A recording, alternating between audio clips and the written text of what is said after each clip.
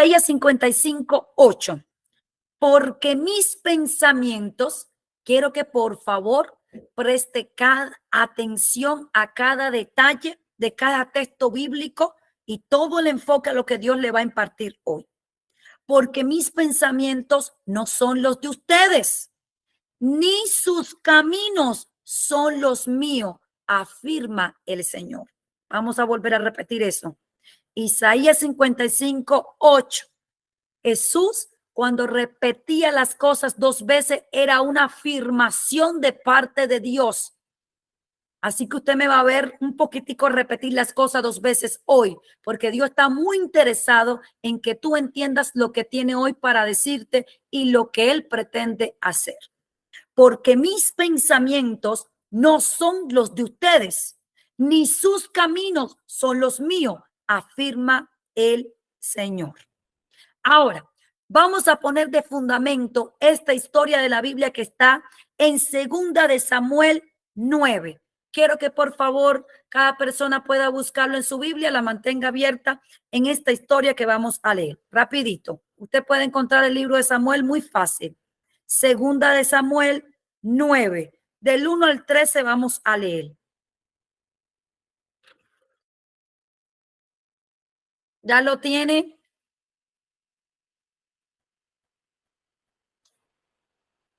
Segunda de Samuel 9 del 1 al 13. ¿Qué vemos en Segunda de Samuel 9 del 1 al 13? La historia de Mefiboset. Y ahora vamos a ver quién era Mefiboset, más allá de lo que usted pueda conocer. Quiero decirle algo. La Biblia está llena de símbolos, ¿verdad que sí? Todos conocemos esto, lo hemos estudiado. La Biblia está llena de símbolos, de imágenes, de dichos populares, de parábolas, de figuras y llena de tipos y sombras que quieren expresar o revelar una verdad. Hemos estudiado, ¿verdad? Y lo vamos a seguir estudiando los 4 niveles de interpretación que tiene la Biblia. Y que el cuarto nivel es el nivel Sot. ¿Qué significa? Que hay algo oculto, secreto, detrás de lo simple que tú estás leyendo en la palabra. Entonces, vamos a ir un poquito más hoy a profundidad a lo que Dios puso hoy en mi corazón para cada uno de nosotros en el libro de 2 de Samuel 9. Aquí vemos la bondad de David hacia quién, hacia Mefiboset. Nosotros tenemos claro que David era la representación de quién, del Mesías, de Yeshua de Nazaret. Los teólogos, los estudiosos profundos de la Biblia, de las escrituras, lo afirman. O sea, que David era como la sombra del que había de venir. El trono de David, fíjate que dice que del trono de David, la tribu de David era la tribu de Judá. Y Jesús viene del trono de David, de la tribu de Judá en Israel. Entonces, cuando nosotros vamos a leer esta historia aquí, la bondad que David tiene con Mefiboset, vamos a entrar un poquito a el misterio oculto, la revelación que hay detrás de este simple lisiado que era el nieto de Saúl. Vamos a explicar rapidito aquí para aquellas personas que no conocen mucho, ¿verdad? Entonces le vamos a poner esta plataforma para que usted no se me quede en el aire. ¿Quién era Mefiboset? Mefiboset era el nieto de David, hijo de Jonatán, el hijo, de Saúl, nieto de Saúl. Saúl era papá de Jonatán, Jonatán era papá de Mefiboset. Ahora, en Primera de Samuel 10 comienza la historia de Saúl. Saúl era de la tribu de Benjamín, si más no me equivoco. Entonces, usted sabe que cuando el pueblo que está en el desierto, los padres que desobedecieron, no vieron la promesa, mucha desobediencia ante Dios trae que lo que salió de la boca de Dios no se cumpla y usted no pueda ver esa promesa.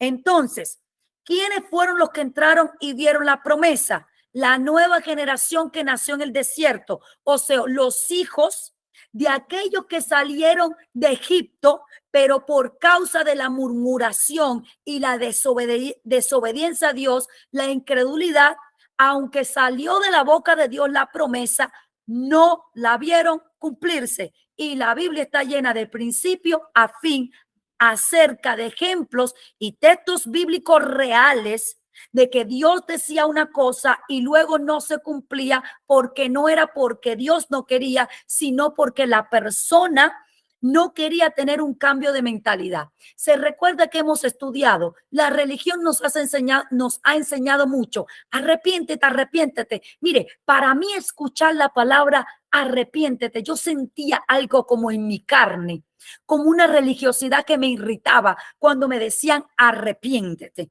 ¿Por qué? Porque yo no podía comprender. Para mí escuchar esa palabra hacía el efecto contrario a lo que realmente la Biblia expresa que significa esta palabra. La palabra arrepentimiento viene del griego metatonoi y significa cambio de mentalidad. Arrepentirse no es tirarse al piso a llorar y rajarse las vestiduras y darse con un látigo y sacarse sangre, porque muchas veces las religiones, las iglesias convencionales nos han enseñado eso. Eso no es arrepentimiento. Usted puede hacer eso hoy y mañana volver a pecar. ¿Ok? Arrepentimiento es un cambio de mentalidad. Existe el arrepentimiento y el remordimiento. Una persona que realmente está arrepentida cambia de mentalidad. Ve lo que hizo mal, aprende de sus errores, vio que eso no le dio resultado, vio que eso le llevó por un camino de sufrimiento, de mal, y dice, no lo voy a volver a hacer, yo me voy por este camino y voy a dejar ese camino. Ese es el verdadero arrepentimiento, pero la religión no te lo explica así. Entonces, remordimiento, que es lo que vemos constantemente en las iglesias. Eso era lo que yo sentía antes. Todos los domingos yo esperaba que el pastor hiciera el llamado y iba a llorar ahí. Iba a llorar ahí adelante que Dios me perdonara, pero me salía de la iglesia y seguía con los demonios adentro y no con un cambio de mentalidad. Entonces, ¿qué era lo que yo estaba sintiendo? Remordimiento por lo que había hecho mal, pero no estaba arrepentida, porque si hubiera estado arrepentida, hubiera cambiado mi mentalidad. Entonces, escuche qué tremendo. Entonces, lastimosamente, muchos institutos religiosos convencionales están llenos de esto, de personas que sienten remordimiento. Hay personas que escuchan el infierno y eso es un impacto grandísimo. De hecho, muchas personas se convierten por eso y se quedan estancados ahí y no fluyen en su destino profético, en su asignación, en lo que para lo que Dios lo trajo a este mundo, porque piensan que la vida es así. De hecho, tengo algo para decirles y mencionarles. Déjeme, quiero hacer un paréntesis rapidito aquí. Yo he escuchado y se lo digo porque lo llegué a analizar en un momento de mi vida. Escuchen, las religiones te dicen tanto acerca con una mala interpretación, y quizás más adelante podamos desarrollar más esto. Usted tiene que estar lleno de vida porque Dios es un Dios vivo. Tú no tienes que esperar a llegar al cielo para disfrutar de esa eternidad, porque el libro de Eclesiastés dice que ya Dios te la puso en el corazón. Y una vez que tú aceptas el sacrificio que Cristo hizo en el madero, eso es una puerta dimensional que se abre. No tienes que esperar a llegar al cielo. Muchas personas pasan por sufrimientos en esta vida y Jesús fue claro con eso. En el mundo vas a tener aflicción, pero confía que ya yo vencí. Yo te voy a ayudar en ese mundo que yo vencí. Te voy a dar las estrategias para que tú puedas pasar por él y llegar al fin de la meta. Entonces, lastimosamente, muchas veces nos enseñan y nos dicen, no, tranquilo, que tú sabes que Jesús va a venir y que cuando tú te mueras, tú te vas para el cielo, ¿verdad? Y ahí no hay sufrimiento, ahí no hay dolor, ahí no hay problemas, ahí no hay nada. Psicológicamente, ¿qué es lo que tu cerebro está recibiendo? Muérete, porque ya se te va a quitar el dolor, la tristeza, el sufrimiento, que mira, ya no vas a tener problema con el dinero, ya no vas a tener problema con la salud, ya no vas a tener problema con los hijos. Aunque usted no lo crea, existe una doble intención. No es que el pastor o el predicador lo sepa, sino que es una cadena repetitiva. Hay pastores y predicadores que no lo entienden de esa manera e inconscientemente hacemos daño cuando predicamos porque llevamos a las personas a un piso donde dice, bueno, si allá arriba yo no tengo ningún problema, pues que Dios me lleve. Pues que me muera entonces, porque aquí lo único que me rodea es problemas o desafíos o obstáculos que yo tengo que brincar que me hacen tener que ser fuerte. Y yo no quiero, porque eso me cuesta. Entonces mejor, pues que Dios venga por mí o yo me voy a terminar con mi problema y me voy a reunir allá arriba con el Señor. No, esa no es la interpretación de lo que la Biblia te quiere decir a ti. Hay una vida aquí, hay un propósito, hay una asignación. Dios te trajo con un propósito, Dios te trajo con una asignación. No eres una casualidad, no eres un error de los padres, no.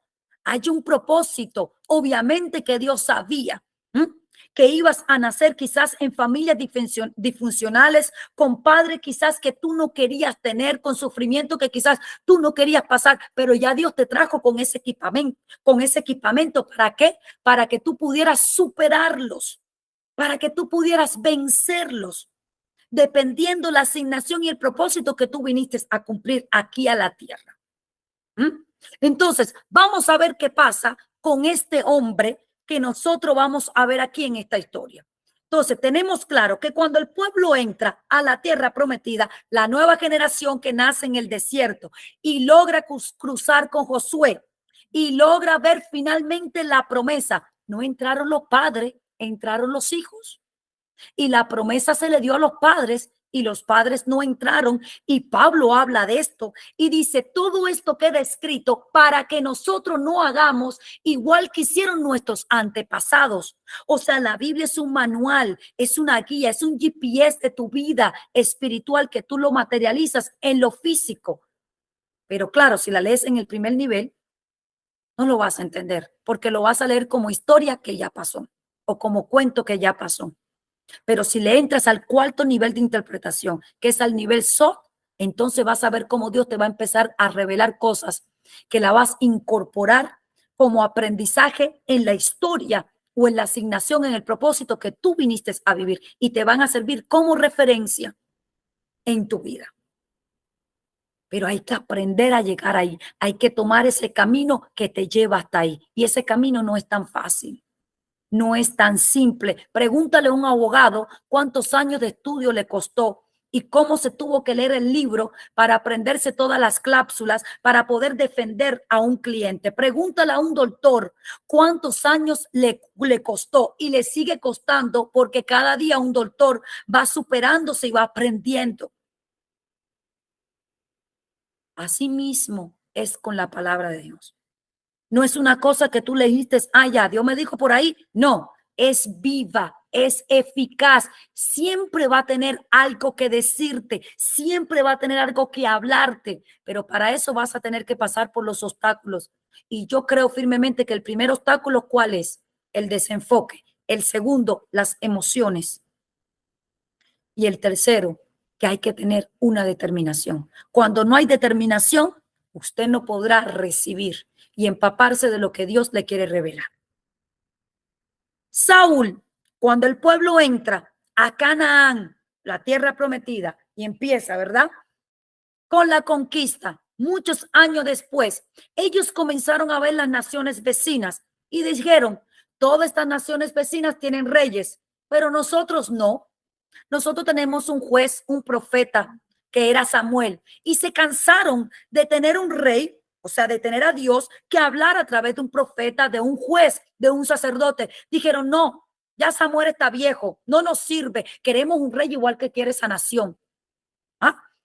y empezaron a pedir un rey. Samuel se enoja con ellos y le dice, ustedes son unos ingratos, ustedes tienen al rey de reyes y señor de señores y no les ha interesado, siempre están mirando que tiene el vecino, siempre están mirando que tiene el otro, cuando ustedes no han visto a esos reyes hacer por su nación lo que ustedes vieron hacer a su rey por ustedes. ¿Y sabe lo que le respondió Dios? Samuel, tranquilo, que no es a ti que te están desechando, es a mí. Darle lo que el pueblo está pidiendo. Hay cosas que tú le puedes pedir a Dios, que te puedes encaprichar en pedirle a Dios y Dios te la puede dar. Y tú no te imaginas la desgracia que te puede traer más adelante o las consecuencias que te puede traer más adelante. Ellos se encapricharon y Dios dijo, ustedes quieren eso, tranquilo, ustedes no han desechado a Samuel, ustedes me desecharon a mí, no hay problema. Dale el rey que te están pidiendo. Saúl fue ungido por unos profetas. Usted le hace la historia en primera de Samuel 10 en su casa. Él fue ungido y fue posicionado como rey en Israel porque el pueblo lo pidió y Dios se lo dio. Pastora, deme otro ejemplo bíblico cuando el pueblo estaba en el desierto. Sí, porque Dios me dice, espérate, que hay dos o tres que no te entienden todavía. Es verdad que Dios da cosas porque uno se encapricha y ponen a Dios hasta la coronilla y Dios te lo da y después sufre las consecuencias, 100%. Cuando el pueblo estaba en el desierto, se cansó de comer maná y se hartaron y dijeron, ay no, este maná me tiene harta. No lo soporto, Moisés. Dile a Dios que queremos carne. Dice Dios, tú vas a ver, ellos quieren carne. Y le empezó a mandar codornices hasta el punto que el pueblo ya vomitaba. Y ¿sabe lo que dijo Dios? Que vomiten. Ellos no desecharon lo que yo les di, que vomiten ahora. Porque siempre están, ¿qué? Contentando en su corazón. Siempre están vagando en su corazón. Se cree que yo los elegí al azar. Se cree que yo no estoy en control de todo. Protestan cuando yo les doy algo y ellos quieren otra cosa. Vamos, deje que viven la experiencia. Por eso hay personas que Dios le da cosas que le piden, aunque no le van a hacer bien, porque Dios necesita que ellos vivan la experiencia para que vean que no es que Dios no te lo quiere dar o no es que Dios no se preocupa por ti, sino que Dios permite que pase para que tú aprendas la lección.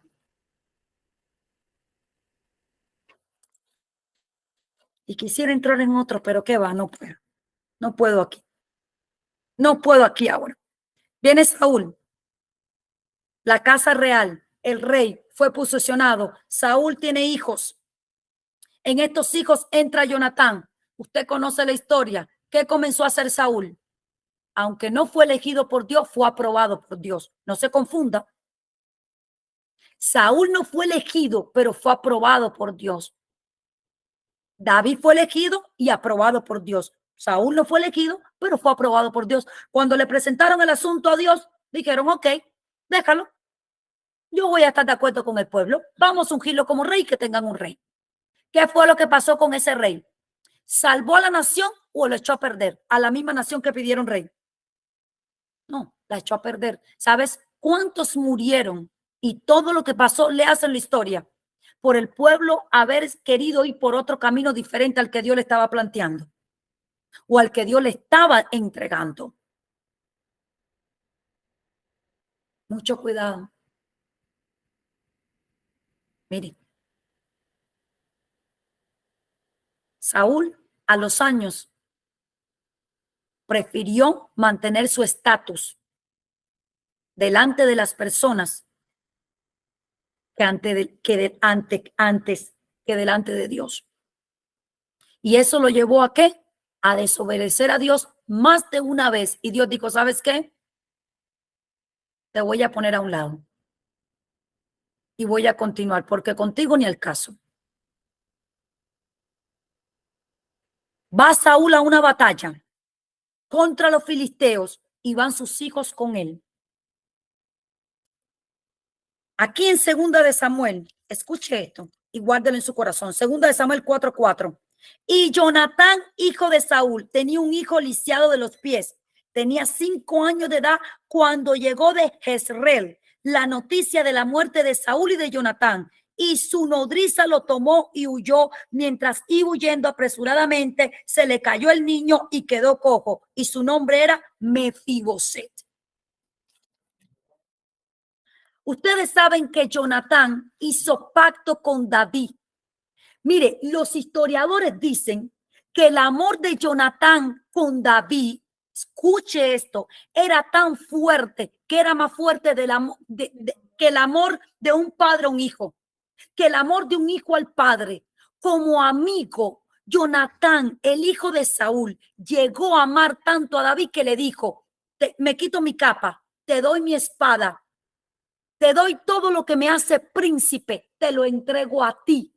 Imagínate el amor tan desinteresado, tan puro y tan real que tenía Jonatán por David. Jonatán sabía que su papá había sido desechado por Dios y que Dios ya se había provisto de rey que era David. Y Jonatán honró a David y se quitó todo lo de él siendo príncipe. Y dice que desde ese día que hicieron pacto, usted no sabe ¿cómo diría? El poder que tiene un pacto, tanto para bien como para mal. Como mismo se hace pacto con Dios, que Dios hizo pacto contigo, y la Biblia habla de esto, así mismo las personas hacen pacto, pero con el lado oscuro. Existe el lado de la luz y el lado oscuro. Jonatán hizo un pacto con David que su alma quedó ligada a David y le dijo así, todo lo que tú quieras voy a vivir para ti y todo lo que tú quieras yo te lo voy a conceder. Escucha, hicieron pacto los dos. Ahora, dijeron que hasta la eternidad. En ese pacto viene esta situación y usted ve aquí en el libro de Primera de Samuel, en el último capítulo, en el 31, la muerte de Saúl y de sus hijos. Vamos a leer rapidito. Los filisteos pues pelearon contra Israel y los de Israel huyeron delante de los filisteos y cayeron muertos en el monte de Gilboa. Y siguiendo los filisteos a Saúl y a sus hijos, mataron a Jonatán y a Abinadab y a Malquisí. Oh, es el nombre de esa gente, Dios mío. Los hijos de Saúl lo mataron. Y arreció la batalla contra Saúl. Y le alcanzaron los flecheros y tuvo gran temor de ellos. Entonces dijo Saúl a su escudero, saca tu espada y traspásame con ella para que no vengan estos ¿qué? Incircuncisos. Mire, señores, Saúl sabía que había metido la pata hasta Fon con Dios y él dijo, ¿sabes qué? Ya perdí. Yo desobedecí a Dios, que Dios tenga misericordia de mí en el último momento, porque tuve oportunidad para que Dios me restaurara, pero yo no quise.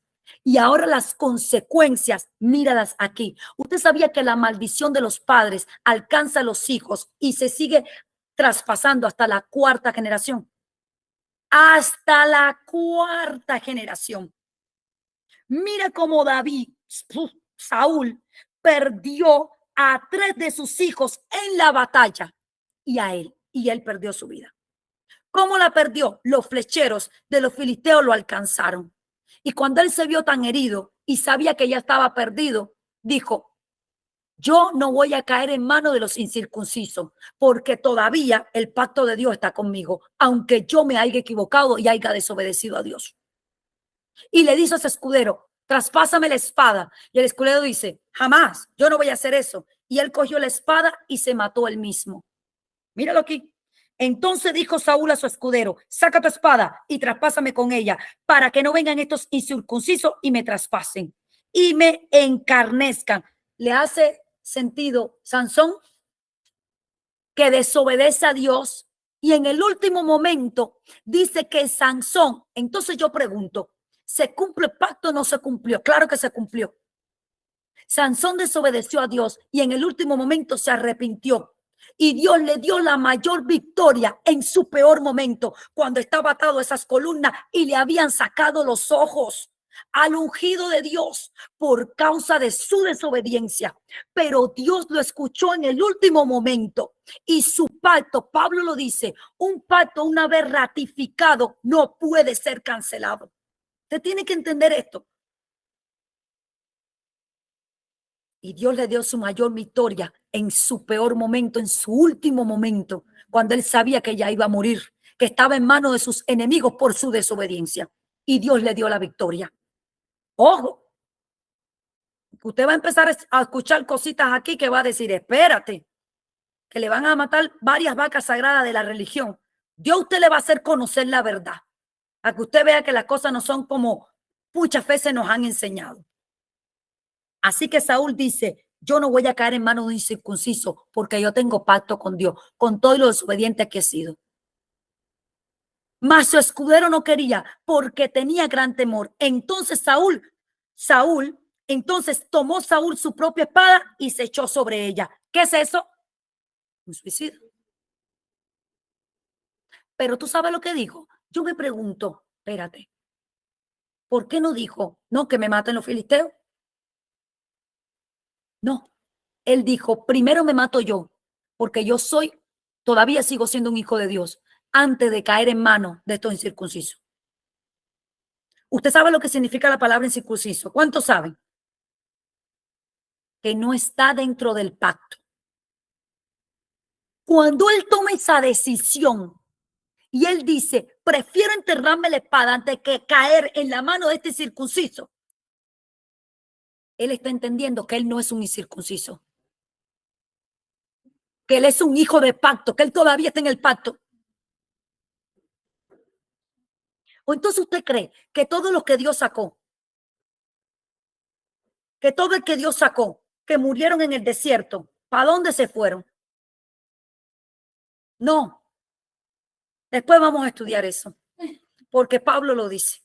Es que Pablo lo dice, un pacto una vez hecho no puede ser anulado. Escucha aquí, porque entonces el infierno estaría lleno de ungidos de Dios que desobedecieron a Dios. ¿Le hace sentido?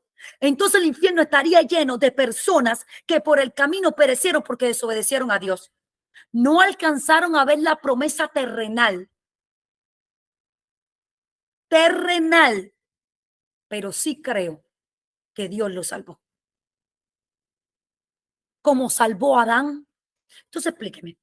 Espérate, porque Dios me está diciendo que me quede aquí un momentito. Espérate. Abroche ese cinturón que Dios le está hablando. Espéreme ahí. Vamos a volver a repetir esto. Dios sacaba a la gente y le daba una promesa. ¿Verdad que sí? Las personas desobedecían y no cumplían y terminaban muriéndose y no veían esa promesa, la terrenal. Pero entonces Dios cogía y sacaba a la gente y los metía en el infierno. Pregunta. La Biblia dice que el cordero fue ¿qué? Inmolado antes de la creación del mundo. Oh, Dios sabía que Adán iba a pecar y ya le tenía la respuesta. Adán no pereció. Nosotros no hemos perecido. Gracias a Jesús. Porque ¿qué dice? El cordero fue inmolado. O sea, que el cordero ya fue a la cruz, venció, resucitó y te dio la victoria antes de que el primer hombre existiera. Yo sé que en tu mente natural tú vas a decir, pero esto parece un jueguito. No, espérate ahí, cuidado, no vayas a pecar con las cosas que dice. Dile, Señor, ayúdame. Dios te va a ir explicando por el camino. Usted se recuerda que cuando Adán peca y dice, tuve temor porque escuché tu voz, cuando los ojos se le abren y él coge unas hojas y se tapa. ¿Y qué le dijo Dios? No. Tu justicia no sirve, mijo. Con tu justicia estás muerto. Es la mía. Y es la primera vez en la humanidad que se ve que Dios toma el primer animal y lo sacrifica y tapa al hombre y a la mujer. Entonces yo me pregunto, ok, si Dios sabía que Adán iba a pecar, aunque esto es más profundo, nada más le estoy dando aquí un pedacito. Si Dios sabía que Adán iba a pecar, ok, Adán peca y muérete después, fíjate, te para el infierno que te voy a castigar. No, tú no vas a seguir, ¿verdad? En el ámbito donde yo te prometí, tú no vas a seguir disfrutando, tú no vas a estar en esa tierra prometida, pero yo no te voy a dejar que tú perezcas. Yo no te voy a dejar que tú perezcas. Yo te voy a dar la salvación. Lo sacó del huerto del Edén. Tú vas a sufrir las consecuencias de que tú no vas a disfrutar más de esto, pero yo no te voy a dejar que tú mueras. ¿Le hace sentido entonces ahora? Ven, le toma por primera vez en la humanidad el animal físico, no se mente, no se sabe qué animal fue, lo toma y los cubre a los dos y lo saca. ¿Alguien me está entendiendo? ¿Por dónde voy? Lo saca de donde estaba la promesa, pero no los envía al infierno. El infierno no fue hecho para el ser humano, señores. El infierno no es un lugar de castigo para los seres humanos. Y yo sé que usted se está preguntando ahora, pero bueno, ¿y la Biblia lo que dice? Después vamos a hablar de eso. Porque entonces usted me diría a mí que toda la gente de la Biblia fueron a parar ahí. Todos. No tiene sentido entonces. Porque la Biblia dice que el cordero fue inmolado antes de que el hombre se le ocurriera pecar. Y que Dios sacrificó el animal y le dijo, ven que voy a tapar tu vergüenza. Tu justicia no te sirve. Es la mía la que sirve. Y no lo dejó ahí tirado, abandonado. Le dio una sentencia, pero le salvó. Entonces, y así murió Saúl en aquel día juntamente con sus 3 hijos, su escudero y todos los varones que andaban con él. Aquí entra en acción Mefiboset.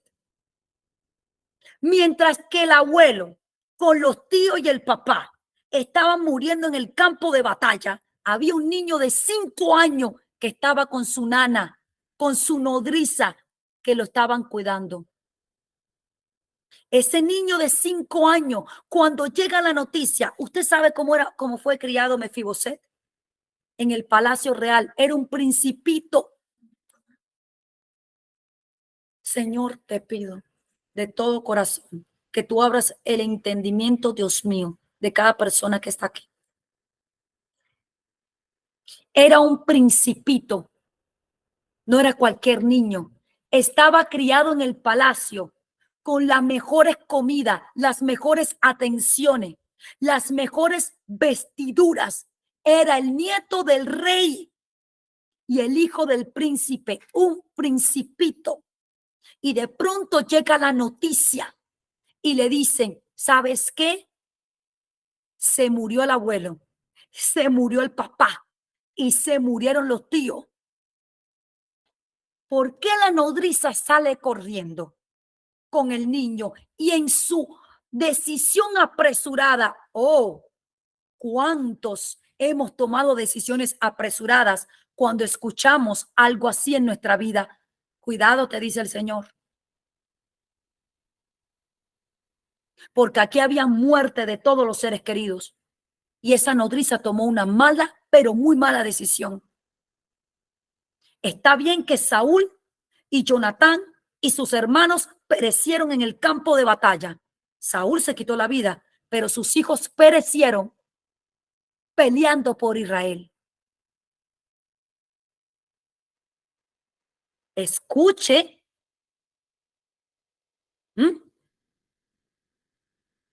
¿Qué culpa tenía este niño? ¿Qué culpa tenía Jonatán? Era un alma limpia. Murió peleando. Y Saúl prefirió enterrarse la espada que caer en manos de un incircunciso. En otras palabras, para que tú me entiendas, primero me quito la vida yo antes que el diablo me la quita a mí. ¿Para que usted pueda entender? Entonces, escuche, cuando llega la noticia a la casa, la nodriza dice, aquí está todo perdido. ¿Por qué? Porque en la antigüedad la monarquía de los reyes funcionaba de esta manera. Por ejemplo, había un rey y ese rey perdía y venía otro rey a tomar su lugar. Había una ley que decía que cuando este rey viniera a tomar la posición del otro rey, tenía que exterminar a toda su descendencia. Esa era la monarquía de los reyes, pero no la monarquía de Dios.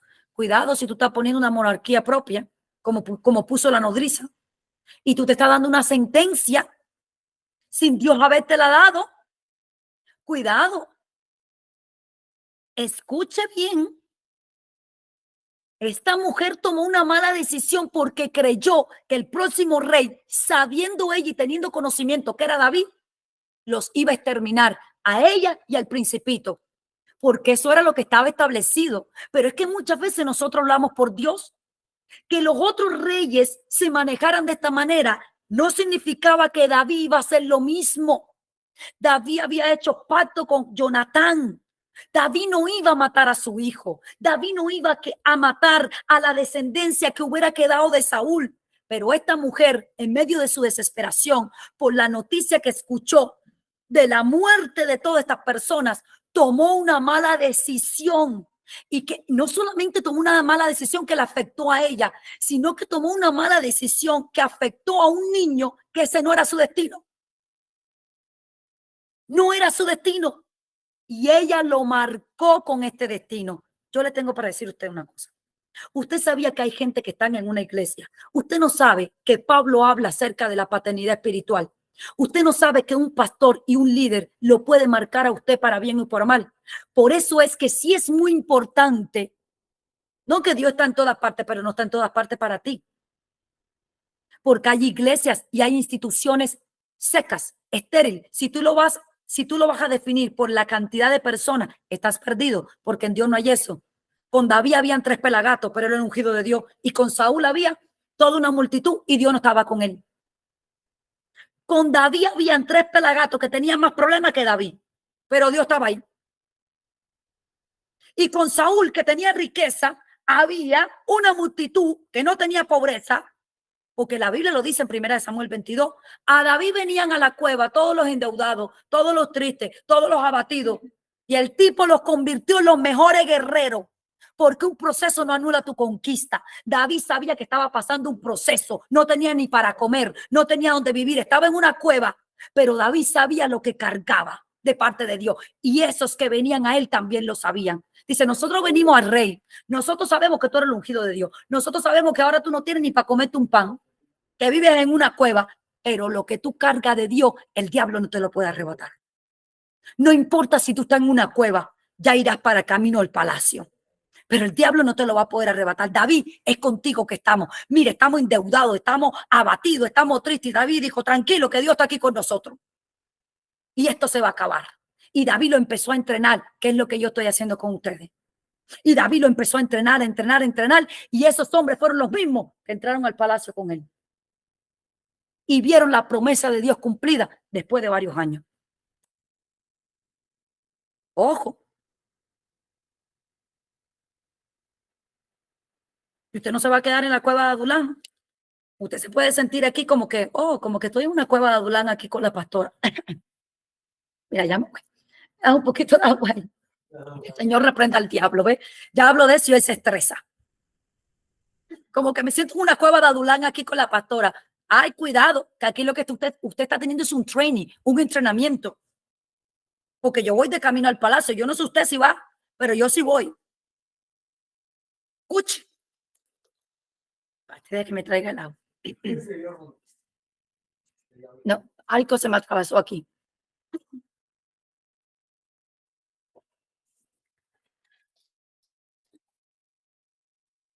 Escuche esto. Viene la nodriza. Amén. Viene la nodriza y dice, ¿sabes qué? Me llevo al muchachito y me voy corriendo. Cuando ella toma esa decisión, sale corriendo con el muchachito. Le cambió el destino. Por eso es que yo digo que hay líderes y que hay pastores y que hay mentores que te cambian tu destino para bien o para mal. Por eso es que es tan importante que usted sepa y que usted tenga bien definido quién es su pastor, quién es su mentor, quién es su líder. Porque esa persona tiene una autoridad sobre ti, como la tenía la nodriza sobre un principito y lo convirtió en un mendigo. Tu pastor, tu líder, tu mentor, incluso tus padres terrenales, o te convierten en un principito o te convierten en un mendigo. Teniendo tú un real sacerdocio como lo tenía Mefiboset. Escuche. Tenía un real sacerdocio y la mujer le cambió el destino. Vamos a leer aquí. Dijo David, después que está en su reino, presta atención. Ha quedado, ¿quién representa a David? Nuestro Señor Jesús. ¿Ha quedado alguno de la casa de Saúl a quien yo haga misericordia por amor de Jonatán?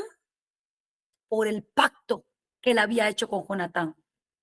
Lo hemos dicho y repetido 1000 veces. ¿Por qué Jesús nos abre el camino a nosotros los gentiles y tiene misericordia de nosotros? A ver, ¿por causa de quién? Dice en el libro de Gálatas. Oh, yo voy a poner a todo el mundo en disciplina hoy. Por causa de Abraham. Jesús lo explica a través de Pablo. Ustedes entran en el pacto por la promesa que se le hizo a Abraham. Por eso todo lo que Dios le prometió a Abraham en Génesis 12 nos pertenece a cada uno de nosotros por herencia, por pacto que hizo Dios, porque un pacto una vez dado no puede ser anulado. Insisto de nuevo, no pereció el pueblo de Dios, simplemente no pudo disfrutar de lo que Dios le prometió por causa de su murmuración y de su obediencia, pero no pereció. Pereció en la materialización de la promesa física terrenal, pero no en la eterna. Escuchen. Hay alguien de la casa de Saúl, pregunta David, años después sentado en su reino, a quien yo pueda hacer misericordia por amor de Jonatán. Y había un siervo de la casa de Saúl que se llamaba Siba, el cual llamaron para que viniese a David. Y el rey le dijo, David, ¿eres tú Siba? Y él respondió, tu siervo. Y David le pregunta, ¿no ha quedado nadie de la casa de Saúl? Yo me pregunto, porque sí, si yo voy a leer la Biblia, yo me meto en la historia, si no, no estoy para la bobería. Y yo me pregunto, ven acá, David llevaba años en el reinado. No sabía. ¿Por qué no hizo la pregunta antes?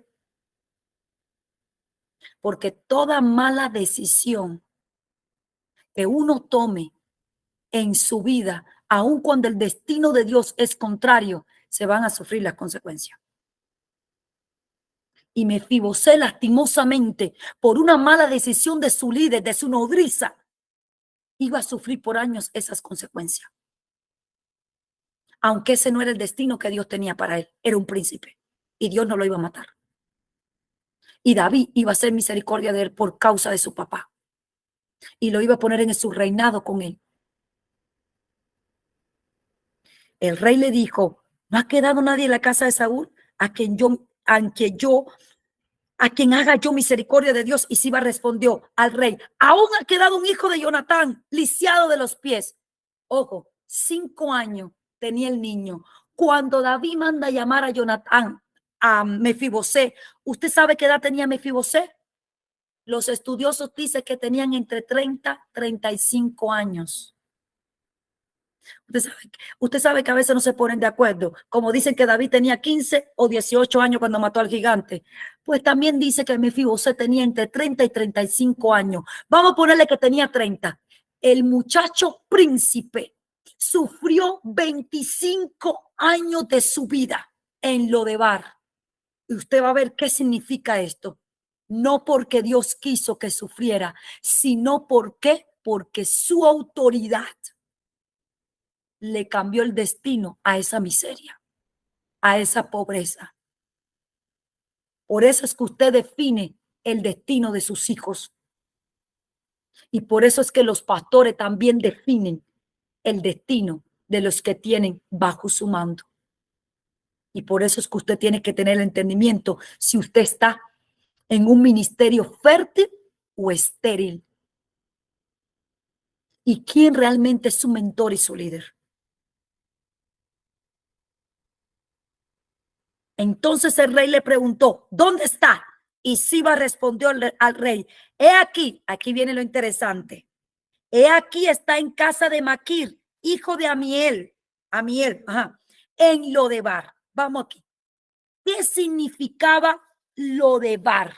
Lodebar significaba un lugar de silencio. Anote esto porque le voy a decir algo acerca de esto. Lodebar, a donde la nodriza llevó a este niño de 5 años y le cambió su destino, significaba un lugar de silencio. sin pasto, un lugar desértico, un lugar seco, un lugar de basura. Escuchen. El nombre de Mefiboset también, usted lo puede ver, Primera de Crónicas 8:34. Mefiboset también era llamado Meribaal. ¿Sabe lo que significa Meribaal? Resistir, contender y vencer a Baal. Su nombre también significaba eso.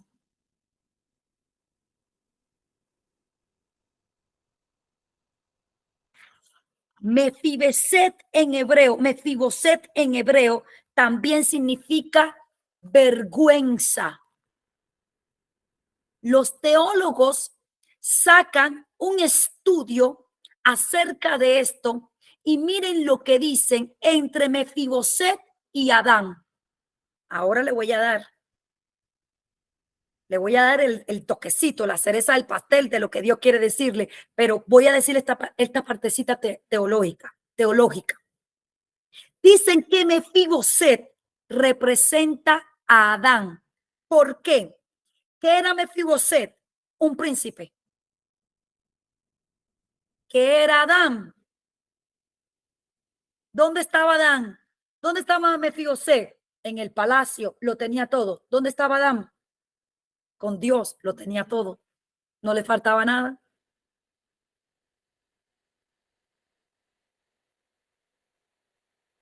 Una mala decisión, aunque dicen que Adán no fue el que pecó, sino que Eva, la serpiente labró a Eva, pero algunos estudiosos dicen que Adán estaba cerca y que escuchó igual y aún así desobedeció.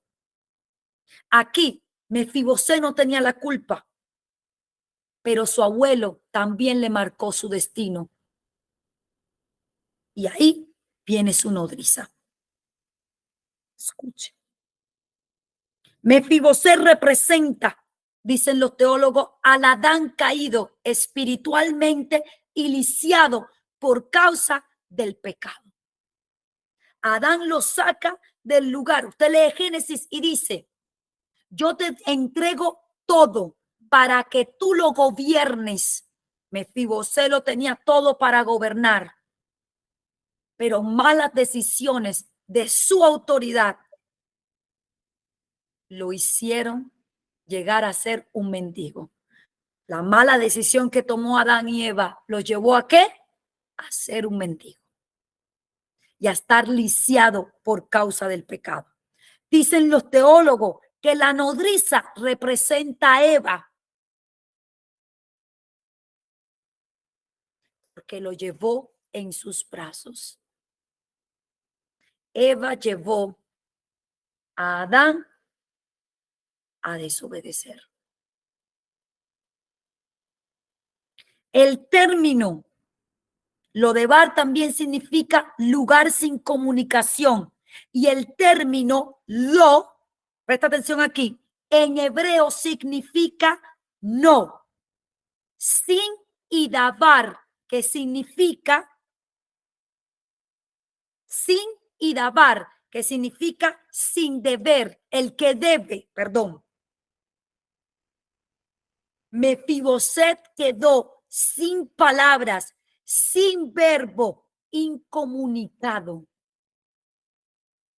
¿Usted está entendiendo cómo una decisión marcó a un niño que lo tenía todo?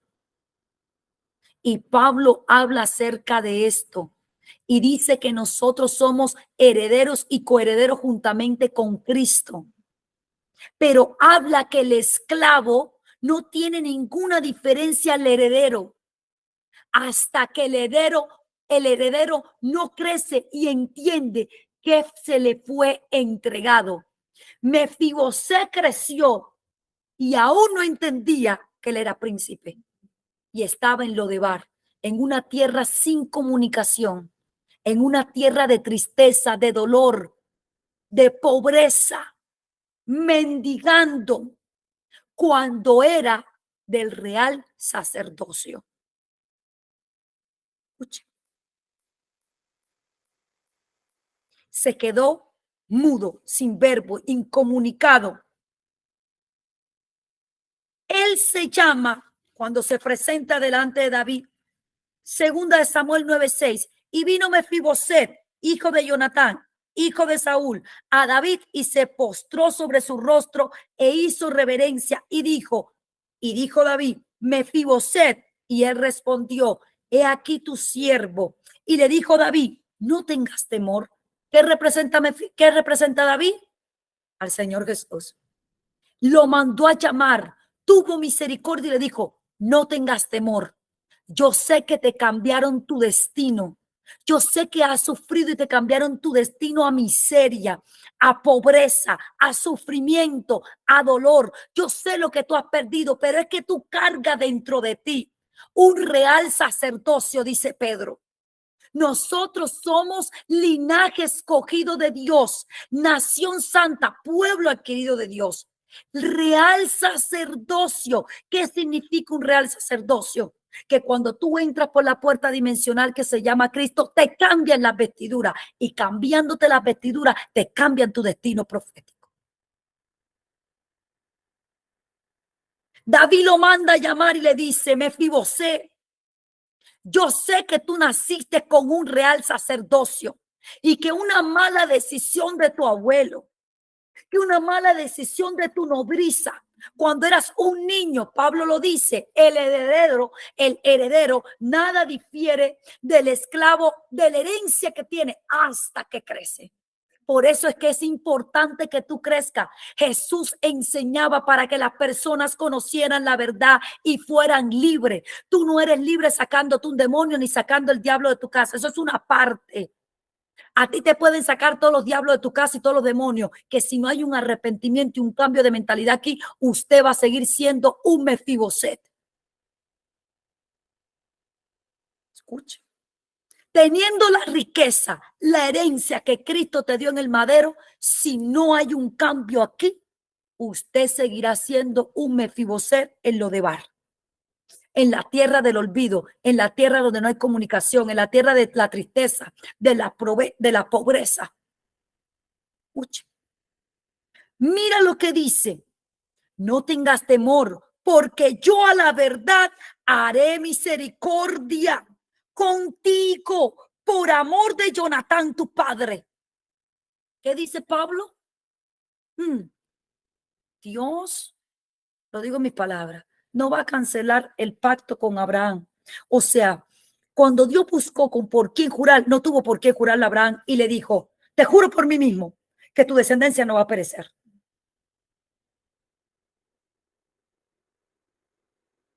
Y nos dice a nosotros, cada vez que Dios nos mira a nosotros, se acuerda del pacto que le hizo a Abraham y dice que no puedo, no puedo. Yo le hice un pacto a Abraham y yo juré por mí mismo que lo voy a cumplir. Cuando tú entras por esa puerta dimensional que se llama Cristo, dice que recibimos a quién, a nuestro padre de la fe, que es Abraham. Y recibimos juntamente con él la promesa que se le fueron hechas a él. Y como Dios no puede cancelar porque él no cambia, él es el mismo ayer, hoy y por siempre. Entonces, por eso nosotros somos herederos de esas promesas. Usted que le gusta tanto leer el Nuevo Testamento, lea todo lo que Pablo revela. Usted vea. Y le dijo David, no tengas temor porque yo a la verdad haré misericordia contigo por amor de Jonatán, tu padre. ¿Y qué? Te devolveré todas las tierras de Saúl, tu padre, y tú comerás siempre a mi mesa. Oh, no le está diciendo, te voy a devolver a Saúl, tu abuelo. Te voy a devolver a Jonatán, tu padre. No. Ellos ya terminaron su historia aquí en la tierra. Ya murieron, ya se fueron. A ti te voy a devolver todo lo que te quitaron cuando tú no tenías decisión para decidir por ti y alguien te anuló y te cambió tu destino profético. Pero yo he llegado a ti para hacer misericordia de ti. Yo quiero tener misericordia de ti. Y eso es lo que Dios te está diciendo hoy. ¿Sabe qué es lo que pasa muchas veces cuando Dios se le presenta a alguien y le dice, ¿sabes qué? Yo quiero tener misericordia de ti.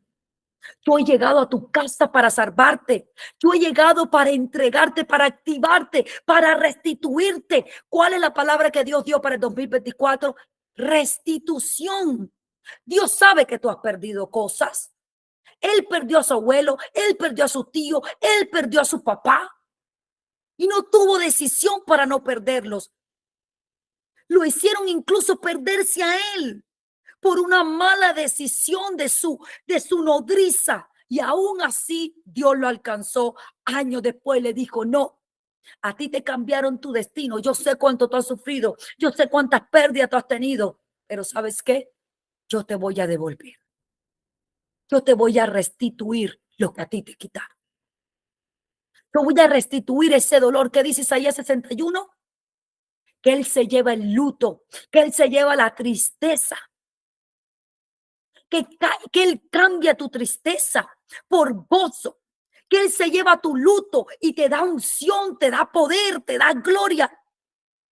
Pero tú tienes que querer que Dios se lleve ese luto. Tú tienes que querer que Dios quebrante esa miseria espiritual y física en tu vida. Tú tienes que querer que Dios te restituya. Imagíname, Mefibosé. Ay, no, rey David, ¿por qué no te acordaste de mí antes? Tú sabes todo lo que yo he sufrido. No, rey David, tú no me puedes devolver a mi padre. Tú no me puedes devolver a mi abuelo. Tú no me puedes devolver a mi tío. ¿Tú te imaginas Mefibosé en esa situación? No le hubieran devuelto nada, ni lo hubieran sentado a la mesa con el rey. Él dijo, está bien. Mira lo que dijo. Él inclinándose dijo, ¿quién es tu siervo para que mires a un perro muerto como yo? Oh, ¿sabe lo que significaba o lo que significa para los hebreos un perro muerto? Por eso es que usted ve en la Biblia, en el libro de Mateo 15, del 21 al 28, cuando Jesús le llama a la mujer sirofenicia, ¿cómo le llama? Perrilla. Y todos miramos esa historia y decimos, wow, mira Jesús cómo le llamó a una mujer gentil, para que usted me entienda, que no era del pacto de los judíos, no era hebrea, como tú y como yo, la llamó perrilla. Ahora vamos a ver qué significaba para los judíos hacer esa expresión o llamar perro a alguien. Para nosotros, en este siglo que vivimos, llamarle perro a alguien es una ofensa grandísima. Para ellos no era así. Te explico. Perro muerto en la cultura hebrea tiene varios significados. ¿Mm? Significa miseria, ruina, despreciable, insignificante. Perro muerto indicaba alguien indigno. ¿Cómo era que Jesús diferenciaba a una mujer hebrea, judía, a una mujer gentil? De esta manera. No estaba en el pacto.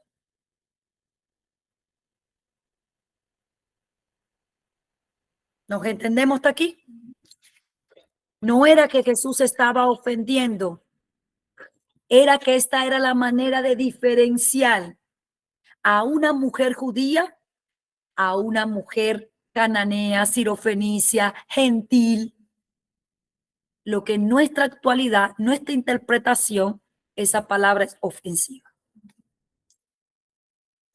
Esta mujer entendía también cómo funcionaba la cultura hebrea, que ella no se ofendió cuando Jesús le llamó perrilla. Y él le dijo, sí, pero aún los perrillos comen de las migajas que caen de la mesa de sus amos. Uy, lo puso en una situación difícil. Y Jesús le dijo, ¿sabes qué, mujer? Te tengo que entrar en el pacto, aunque yo no he ido a la cruz todavía. Porque tú me has arrebatado con tu fe. Tú quieres entrar en el pacto. Las mujeres y los hombres de la Biblia que no pertenecían al pacto, como Rahab, la prostituta, y como Ruth, ¿verdad? Que era la moabita, tantas historias en la Biblia que tú la ves entrar y marcar la historia. Usted sabe que Jesús viene de la genealogía de quién, de Rahab, la prostituta, de Ruth. Todo esto eran mujeres que no eran judías. No eran hebreas, eran gentil igual que tú y yo. Y Pablo dice que nosotros fuimos que injertados en la rama que es quién, los judíos, Israel. A ellos se le hicieron la promesa. La primera vez en la Biblia que aparece el nombre de hebreo se le llama a Abraham, cuando no existía la nación hebrea, cuando no existían los hebreos, cuando no existían los judíos, cuando no existía Israel. Y dice que lo llamaron Abraham el hebreo. Y de ahí comienza la historia. ¿Hacemos entender hasta aquí? Entonces el rey llamó a Siba, siervo de Saúl, y le dijo: todo lo que fue de Saúl y de toda su casa, yo le he dado al hijo de tu señor. Tú pues labrarás las tierras, tú con tus hijos y tus siervos, y almacenerás los frutos para que el hijo de tu señor tenga para comer pan. Pero Mefibosé, el hijo de tu señor, mira lo que dice. Mefibosé, el hijo de tu señor, comerá siempre en mi mesa y tendrá Siba, y tenía Siba 15 hijos y 20 siervos. Mira aquí. Y respondió Siba al rey: conforme a todo lo que me has mandado mi señor el rey a tu siervo, así lo hará tu siervo. Mefibosé dijo al rey: comerá a mi mesa como uno de los hijos del rey. Y tenía Mefibosé un hijo pequeño que llamaba Micaía, y toda la familia de la casa de Siba eran siervos de Mefibosé. Y moraba Mefiboset en Jerusalén, porque comía siempre en la mesa del rey y estaba lisiado de ambos pies. David no le quitó que él estuviera lisiado de sus pies. David representa a Jesús, no le devolvió a su abuelo y a su padre, pero le dijo: te voy a devolver lo que te quitaron a ti, porque tú no tuviste la opción, a ti te cambiaron el destino. ¿Cuántos de nosotros que estamos aquí, nuestros padres o alguna institución religiosa nos ha cambiado el destino? Nosotros venimos lisiados en nuestra alma por causa del pecado, pero así lisiado, el Señor Jesús nos está sentando y nos está llamando y nos está sentando en la mesa con Él. El pecado es algo que vive contigo y conmigo. Recuérdese la prédica, las enseñanzas que hemos dado. En ti habitan las dos naturalezas, la caínica, la bélica. La caínica que representa la naturaleza caída, tu carne, y la bélica que representa lo eterno, lo que tiene que ver con Jesús. Entonces, Dios no te está diciendo que te va a quitar lo lisiado del alma. Dios te está diciendo que te va a restituir lo que te quitaron. ¿Qué vino Cristo a salvar? Que la Biblia habla en 1 Corintios 15. ¿Quién es Cristo? El postrer Adán, y vino a devolver lo que una vez fue perdida en el primer combate.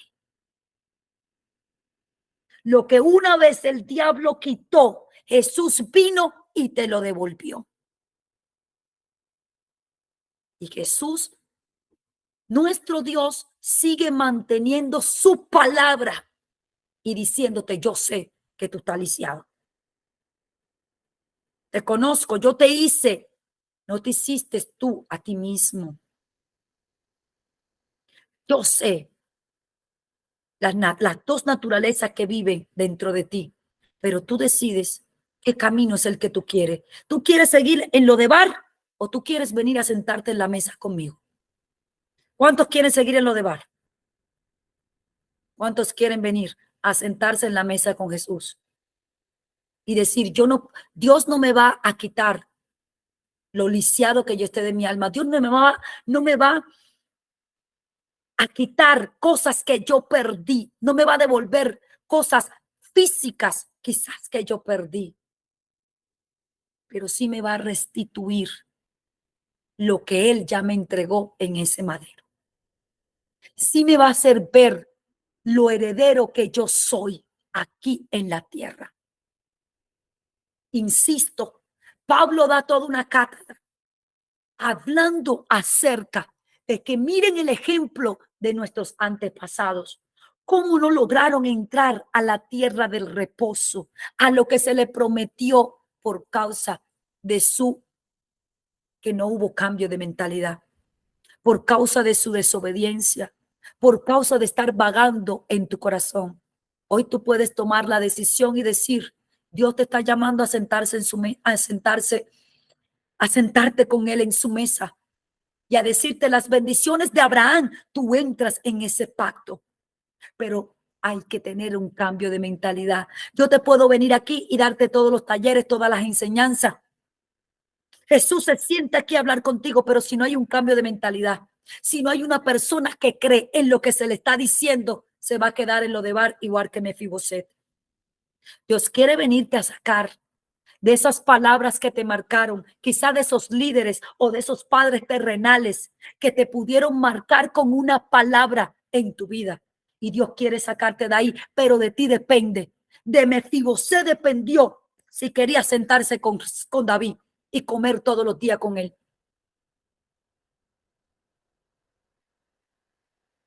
Y esto depende de nosotros. Si lo creemos, si nos abrochamos el cinturón y creemos en lo que Dios nos ha dicho. ¿O sabes qué? O seguimos en el plan de víctima. Oh, David, pero ¿dónde estabas tú? Oh, David, ¿por qué no salvaste a mi abuelo? Oh, David, ¿por qué no salvaste a mi padre? Oh, David, ¿dónde estabas tú todos los años que tuve de sufrimiento comiendo del basurero? No, Mefiboset dijo, listo, yo soy un perro muerto, pero ¿sabes qué? Acepto tu misericordia. ¿Cuántos aceptan hoy la misericordia y la bondad de Dios? ¿Hay alguien, dice el Señor, del que yo pueda hacer misericordia hoy? Dios te está preguntando porque Él es un caballero.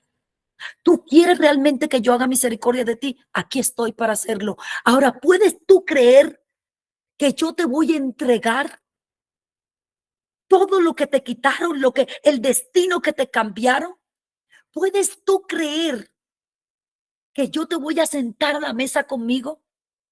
Y tú vas a disfrutar, a caminar, a ver y a poseer lo que te pertenece por herencia.